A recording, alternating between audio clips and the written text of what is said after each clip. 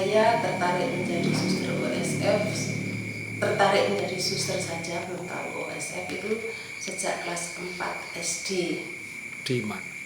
Saya dari paroki Klebu Santo Petrus dan Paulus. Semenjak itu, karena sudah komuni pertama, sejak menerima komuni saya rajin ke gereja.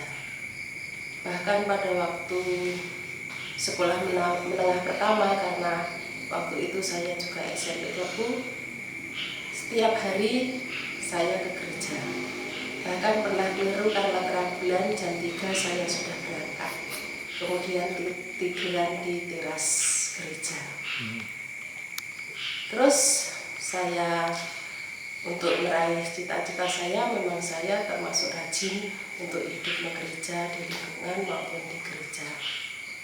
Meskipun waktu itu belum ada putri altar, tetapi saya rajin ikut membersihkan gereja.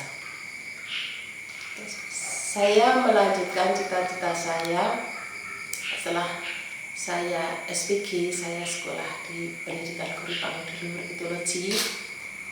Saya mengikuti pameran-pameran panggilan.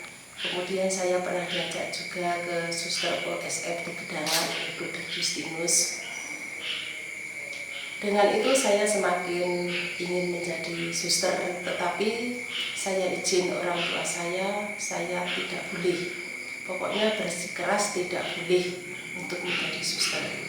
Nah, sebelum saya lulus ujian, saya sudah diterima di Yayasan Saverius Palembang. Kemudian karena saya tidak boleh menjadi suster, saya berangkat untuk menjadi guru di Yayasan Saverius Palembang, ditempatkan di Lubuk Linggau.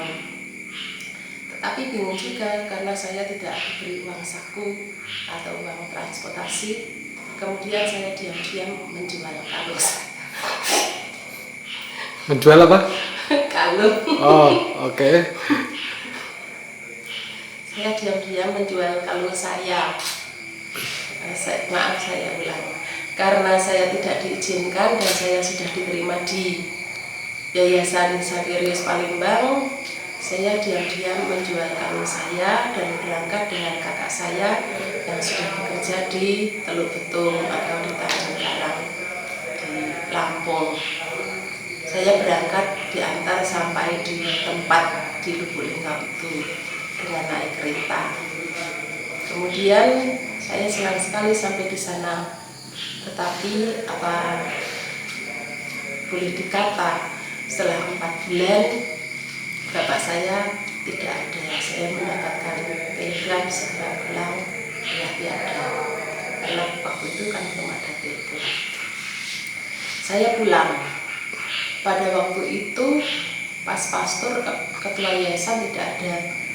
Saya diizinkan oleh kepala sekolah boleh pulang. Nah, uang sakunya bagaimana? Uang sakunya teman-teman menyuplai secukupnya, pokoknya sampai di rumah.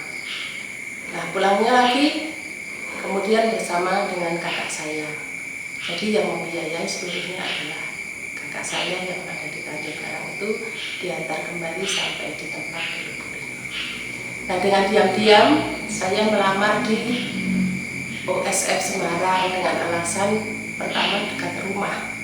Kalau di Palembang kan jauh dari rumah, kalau tidak punya uang tidak bisa pulang. Kemudian, tapi saya berangkat dari mana ya? Dari Lubuk Linggau, saya pulang dulu ke Klebu, kemudian akan berangkat karena diam-diam saya ke kakak saya di Jepara. Nah, dari Jepara itulah saya diantar oleh kakak ipar saya yang berarti suster OSF Gedangan. Nah, dengan itu saya mantap diantar. Ada halangan-halangan yang sungguh-sungguh berarti untuk saya karena saya tidak pernah pegang anjing.